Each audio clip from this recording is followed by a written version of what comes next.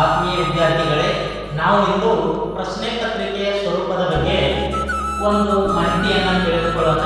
ಈ ಮಾಹಿತಿ ಪ್ರಥಮ PUC ವಿದ್ಯಾರ್ಥಿಗಳಿಗೆ ಆಗಿರಬಹುದು ಅಥವಾ ದ್ವಿತೀಯ PUC ವಿದ್ಯಾರ್ಥಿಗಳಿಗೆ ಆಗಿರಬಹುದು.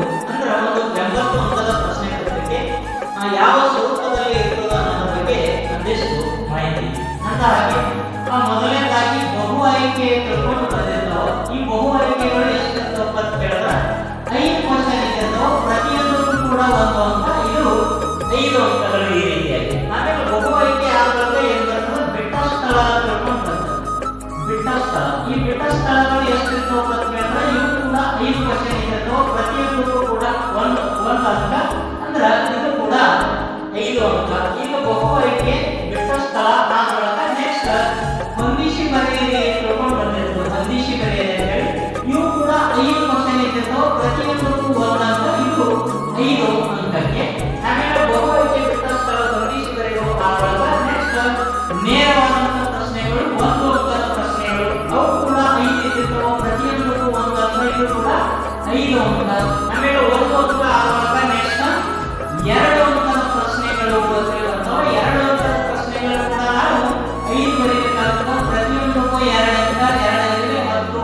2 ಅಂಕದ ಪ್ರಶ್ನೆಗಳು 5 ಇದ್ದರೂ ಕೂಡ ಅವರು ಕೊಡೋದು ಮಾತ್ರ ಟೋಟಲ್ 8 ಕ್ವಶನ್ ಕೊಟ್ಟಿರ್ತಾರೆ. ಆ 8ರಲ್ಲಿ ಯಾವುದು ಬೇಕಾದ್ರೂ 5 ನಾವು ಬರೀಬಹುದು. ಆಮೇಲೆ 5 ಅಂಕದ ಪ್ರಶ್ನೆಗಳು ತಿಳ್ಕೊಂಡು ಬರ್ತಾವ. 5 ಅಂಕದ ಪ್ರಶ್ನೆಗಳು ನಾವು ಒಟ್ಟ 6 ಪ್ರಶ್ನೆಗಳಿದ್ದಾವೆ. ಪ್ರತಿಯೊಂದಕ್ಕೂ ಕೂಡ 5 ಅಂಕ, 6 ಇದ್ರೆ 30 ಅಂಕಗಳು.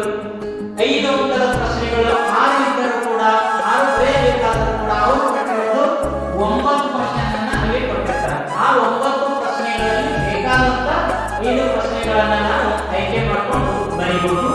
ಇದು ಆದ ಮೂಲಕ ಲಾಸ್ಟ್ 10 ಅಂಕದ ಪ್ರಶ್ನೆಗಳು ಅಂತ ಹೇಳಿರ್ತಾರೆ. 10 ಅಂಕದ ಪ್ರಶ್ನೆಗಳು ಅವು 2 ಇರ್ತಾವೆ. ಪ್ರತಿಯೊಂದಕ್ಕೂ 16 ಪ್ರಶ್ನೆ, ಅಂದ್ರೆ 2 20.